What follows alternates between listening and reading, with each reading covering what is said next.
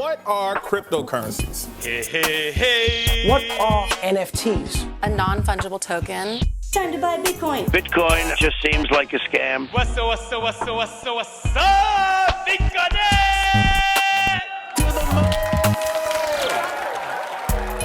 Hello everyone and welcome back to On The Ledger. This is your host Mol Sayed, back once again on your weekly rendezvous from Paris.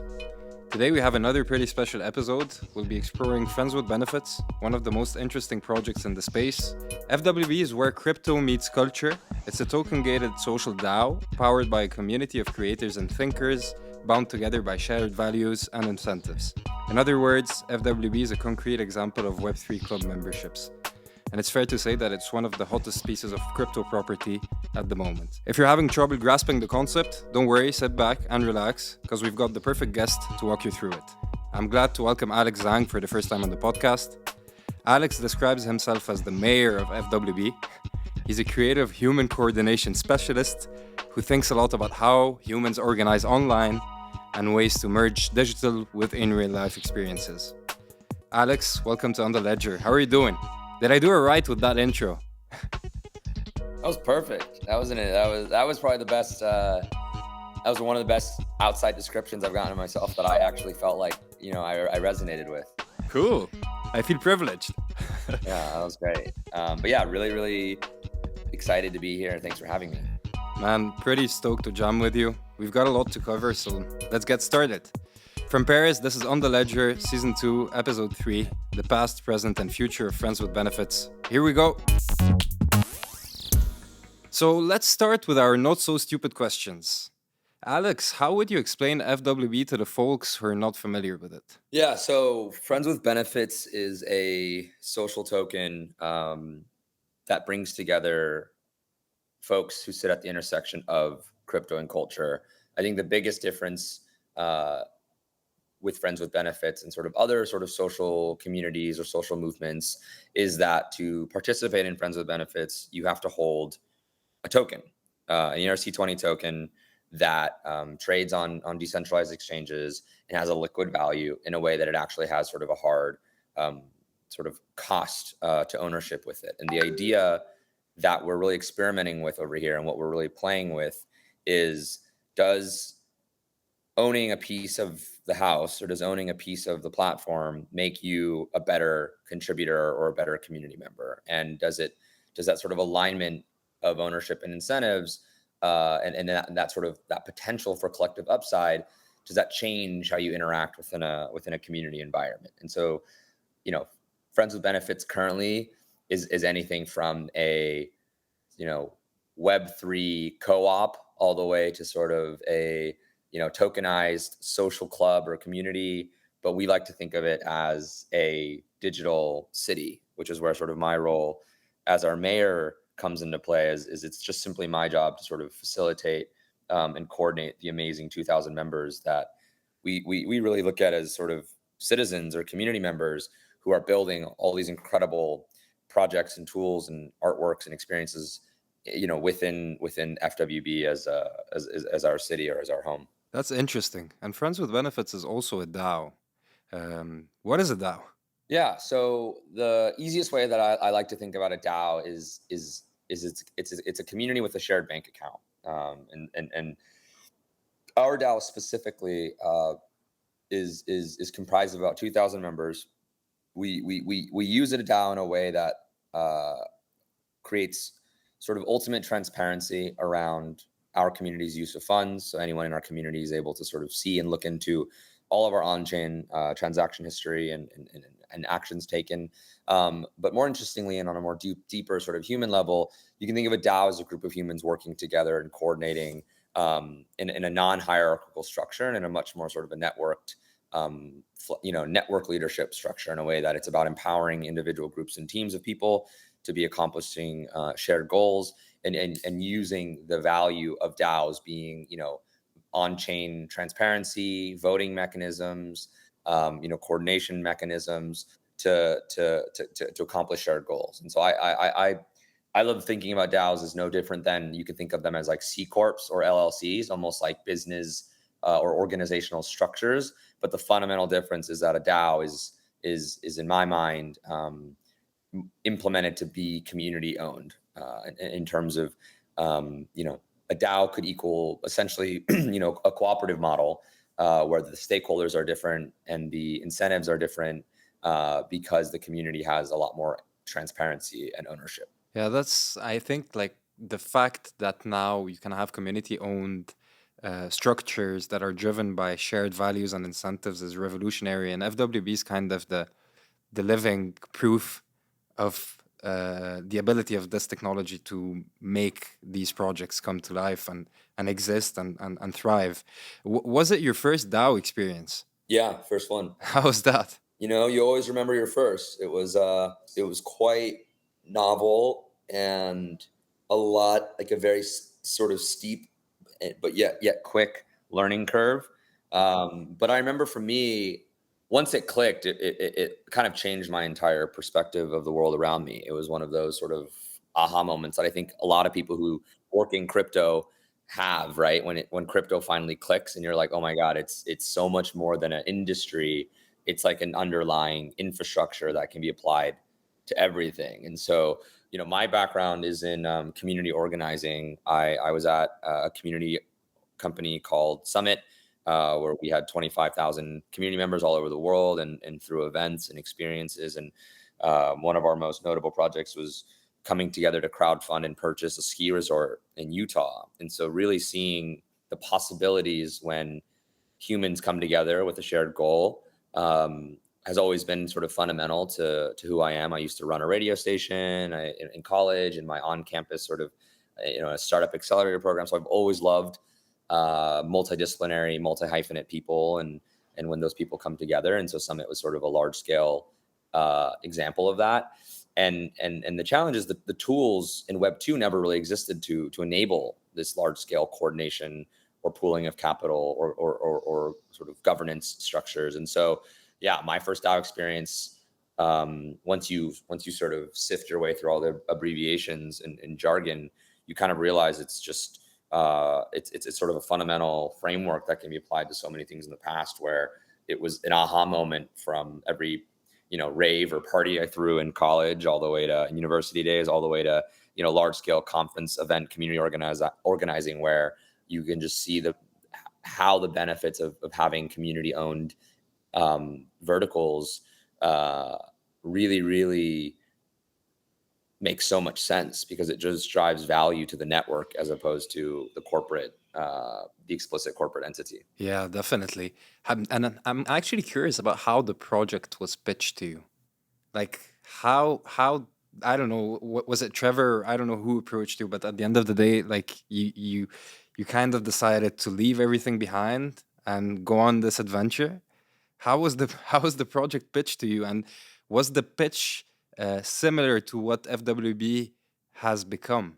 Yeah, Trevor and I have been just good pals for a handful of years now, and have always just kind of stayed in touch over the years on different creative projects. And I think what we both really appreciate in each other is the intersection of sort of technology and culture, and sort of a deep understanding and interest in both, and where they overlap.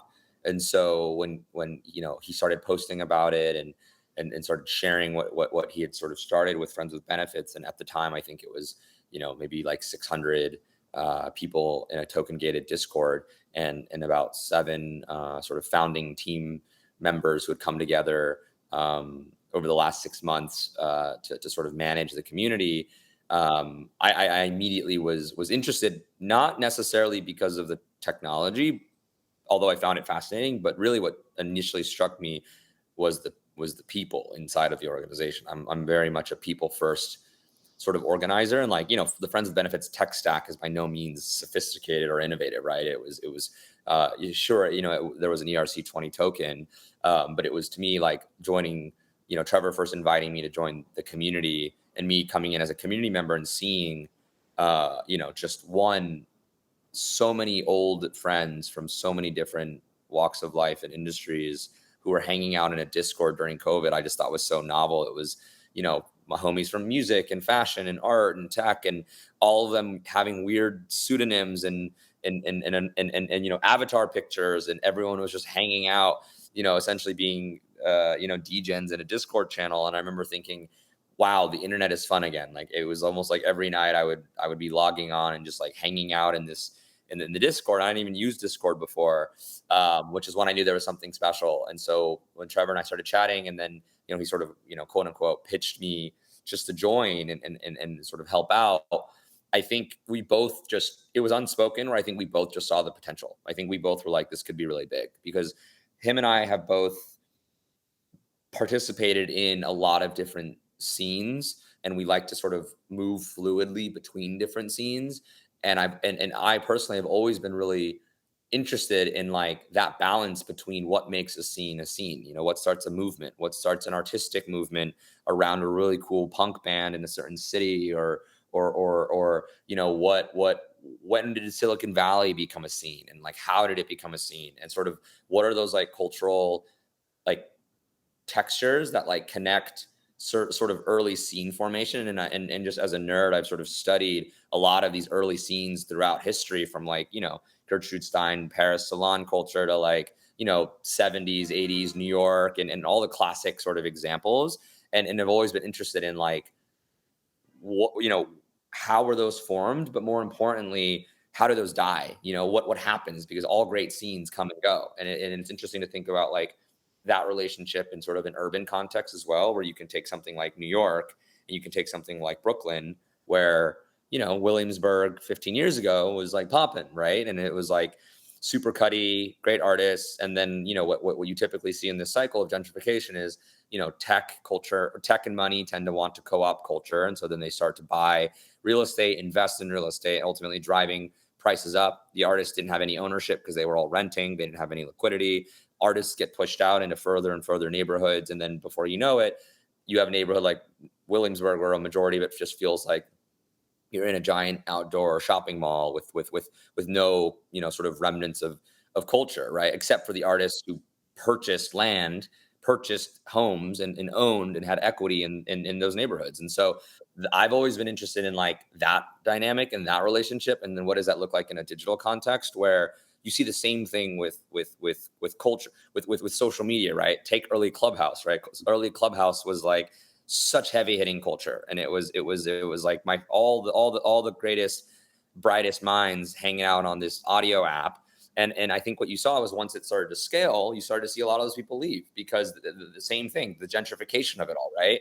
And there's still people who do great talks. I love their team, but I think you watch these cycles and they're happening faster and faster. And so Trevor and I were just interested in this experiment of what happens if you give actual ownership to those early creators. Are they more willing to stay? Are they more willing to actually raise their hand and be like, hey, I don't agree with this direction, but I'm here to help steer it back on course in a way that I think is responsible? Or, how can we create more sort of collective innovation or collaboration to like maintain the sort of the ethics and the vibe of a certain space? And so that was really the fundamental test and the vision that we both played around with a lot. Was like, one, watching artists on this consistent treadmill running, not generating, any amount of ownership and equity in their projects, and feeling really frustrated by that. And at the same time, watching most of the cultural production that artists drove being co-opted and gentrified by sort of external stakeholders that ultimately price them out from the actual thing that they helped create. And so the idea is how do we actually give ownership to those creatives, where in the beginning, FWB was primarily, an early scene, right? And now as the token price has grown, they all have, they've all retained that equity and watched that value accrue to a network that they got to participate and contribute into. So I think we'll come back to that, but Yeah. I want to circle back first to something you said. It's an analogy that actually speaks a lot of truth. FWB feels to me as a member like it's a huge city. It's becoming a big city with different neighborhoods, people, and interests. You have the DeFi people, you have the metaverse people, you have the NFT, and if you go in a certain channel, it feels like it's a different neighborhood and with a different culture or subculture.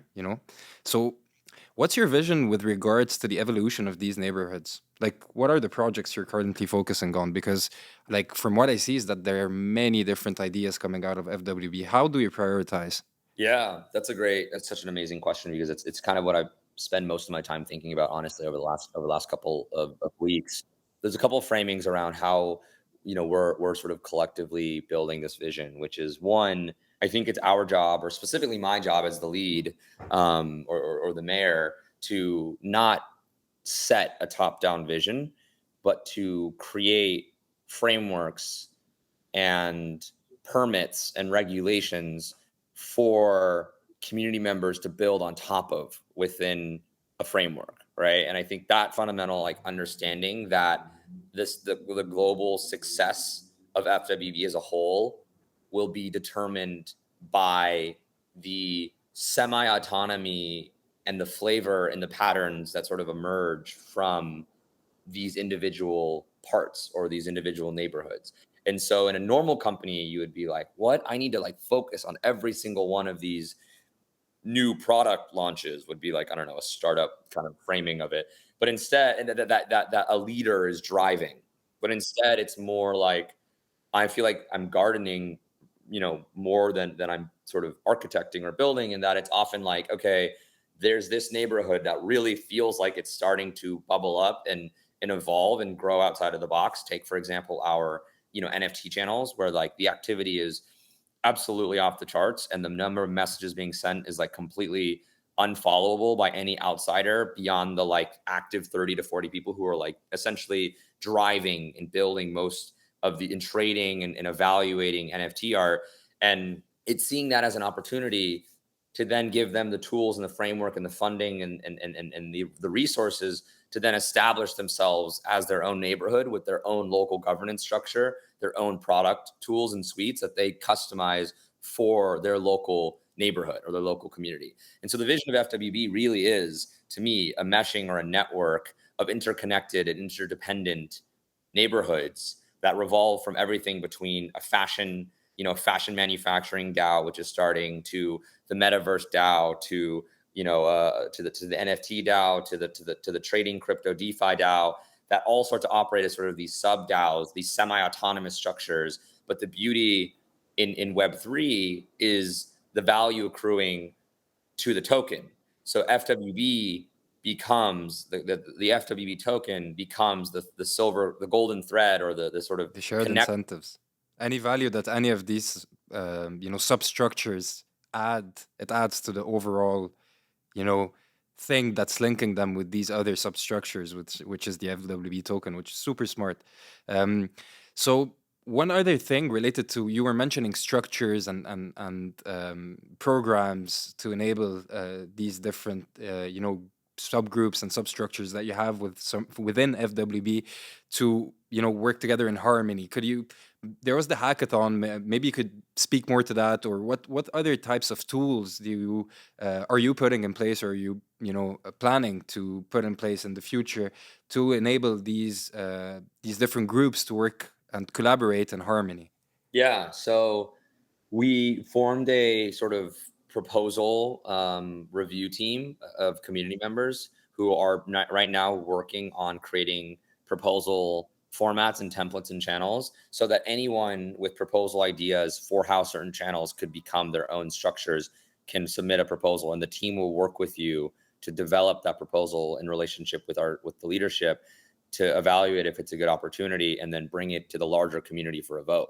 And so I think first it's education and communication, right? It's coming out publicly and saying, we welcome all collaboration and innovation and establishment of these sub communities and structures. And so that is the town halls that we do every 2 weeks. That's our messaging. That's creating examples of successful sub DAOs that have formed. And then in terms of the actual tools itself, it's often lending the organizational chart framework to show people how they can sort of replicate it on their own. To an extent, our 5 or 6 existing teams already are operating sort of semi-autonomously. We have an editorial team that just launched an editorial platform called Works in Progress, and we're sort of where they put out long form features and writing on how Web3 is affecting the creative class and what Web3 means on a global level. And they have a team of writers, a team of editors, a team of graphics, and they just run that almost like an autonomous unit. And they have a budget that the community sort of approves every single month. Same with product, same with events, same with city DAOs. So the framework has been built. Now it's about helping sort of grow that into the right pockets that have the right recipe for success, which to me is like a mixture between activity, sort of clear leadership that's bubbled up within that channel. Someone who's sort of an expert and has raised their hand. I think leaders like representative. I always say FWB is a representative democracy, not a direct democracy. It's not 1,000 people making 1,000 decisions, but 1,000 people electing 1 or 2 people on a time frame to make decisions on behalf of that group. So it's creating the voting structures to allow for groups to sort of self-identify and elect leaders to sort of represent the interests of those specific channels. And so it's really a mix between education and communication, as well as giving people like frameworks so that they can sort of create proposals that then receive funding. And then, a little bit of hand-holding right now still, because it's early, from the leadership team like myself to help nurture them into existence. That's a good point. And speaking of hand-holding, we've spoken about culture, but not enough about crypto, which is kind of the complex half of the equation. How do you approach onboarding creators or people who might not be very familiar with the crypto space? You have blockchains, tokens, wallets, seed phrases, security measures. It's a lot to take at once when you think of it. Yeah, totally. I mean, I think high level, right? If sort of DeFi brought the last 50 million users of crypto, I think the next 500 million users of crypto are going to come from culture, right? NFTs, DAOs, arts, music, sports, entertainment, culture, broad umbrella of culture. And so I think one, we have to assume that the technology for adoption is going to only consistently improve and improve. It's by no means perfect right now. It's still way too complicated. It's still way too challenging. But I think there needs to be improvements across both technology, but also language. I think even communicating to creatives and people in Web2, getting away from these jargons and abbreviations of like even NFTs, DAOs, even tokens all sound really kind of foreign and technical. And I think that there needs to be a little bit more and better sort of branding across the entire ecosystem, I think, to make it a little bit more accessible. But I find that for us and FWB and sort of the secret sauce that we found is one, most of the people joining FWB aren't in crypto. They're sort of creatives who have been hearing about NFTs and DAOs, but never quite resonated with a lot of the sort of, let's say, DeFi brands out there, but instead have found sort of FWB as a brand that they resonate and feel a little bit more comfortable and inclusive with. And so it's first like bridging that gap between from a language and a branding perspective. And then I think two, what's beautiful at FWB is we right now take a very hand-holding manual approach because we think right now it's what's needed. I think, it's a huge barrier to jump. The thought of a seed phrase that if you lose it forever, you lose all of your assets, that all these things that I think can quite terrify people. FWB has a manual onboarding process called co-pilots, where we essentially have community members who have raised their hands, who are there to onboard future community members to teach them how to set up cold storage, how to, how to join and how to connect your wallet to Discord, all these basic, but when new to the industry can be quite daunting sort of tasks. And then working with the right community stakeholders and partners like Ledger, you guys have been like so supportive to date on like, how do we create better material and literature and education and workshops so that we can just raise awareness, sort of step by step. And then I think it's just a function of time. I think it's no secret that FWB has been quite the success. Community is growing, tokens near at all-time high. But this comes at a cost. Most probably, people out there are priced out of the full membership. How do you make sure FWB scales and remains accessible to newcomers in the future? Yeah, I think, we're definitely a victim of our own success here, right? And that I think with high, it's called, the social token paradox, where when more people want to join, the price goes up. It actually prices out the people you want, right? The creatives who definitely can't afford the current entrance fee into FWB, which is 75 tokens. And the long-term strategy of what we're working toward, and what I think solves and mitigates this is really viewing the FWB token and as truly a diverse ecosystem of different access points. And so right now, sure, it's one-dimensional, right? It's you hold 75 and then you access the FWB Discord.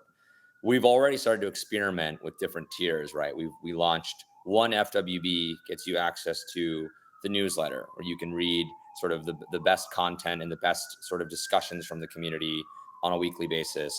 The community just passed a proposal last week where we're going to be introducing a new tier called FWB Local that combines our events as well as our city DAOs, like our city programs, where you get to participate in city governance with FWB members at 5 FWB.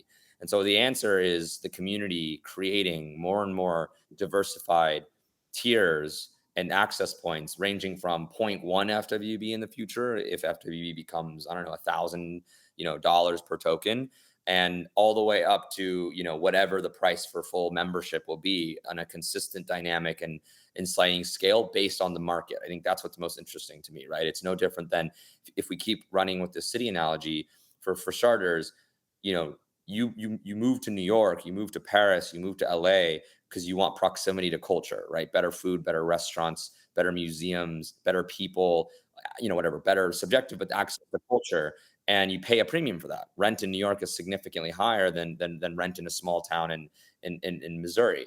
And so we think of FWB as no different, where you're paying a premium to higher access to culture. But then the key with the city is you let market dynamics play out, right? If someone wants to open a new restaurant and they want to charge a really high exorbitant fee for it, but they can command that because of access, because of quality, great. But if someone wants to open up something that's way more accessible and charge 0.5 FWB to access it, that should also be encouraged and incentivized. So I think the long-term strategy for Friends with Benefits as a token is really a myriad of market-based sort of access points or thresholds that community members get to set as they produce different experiences. And naturally, the community will be able to gravitate towards different products and services and experiences that they resonate with. So no different than in New York.